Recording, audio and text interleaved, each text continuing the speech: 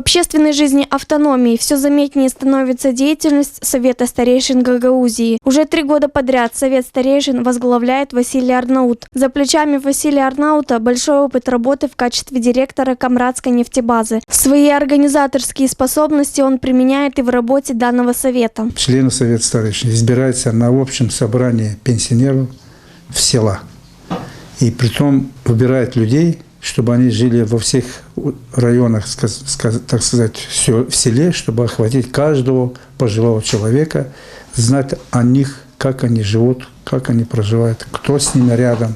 Василий Романович отметил, что работу структур Совета старейшин можно проделывать только в сотрудничестве с местными органами публичного управления, также с профильными управлениями исполкома Гагаузии. Мы обращаемся и к Башкану, Народного собрания. Я бы сказал, что у нас отношения сегодня очень позитивные и с исполкомом Гагаузии, и с Народным собранием. И мы стараемся наладить отношения с примарами сел. Мы работаем с сегодняшними легитимными руководителями, которые избрали их народ. Председатель Совета старейшин упомянул о том, что в некоторых селах автономии плохо организована работа с людьми пожилого возраста. По его мнению, нет соответствующих контактов между мэрами и структурами Совета старейшин. Однако он надеется на позитивные изменения. Это село Киритлунга, где примар и председатель первичной организации Совета старейшин не было никакого контакта. Есть у нас Дезгинжа село, где примаром то же самое не получалось. Есть еще некоторые села, но я надеюсь на то, что сегодня этих примаров уже нет. Есть новые примары.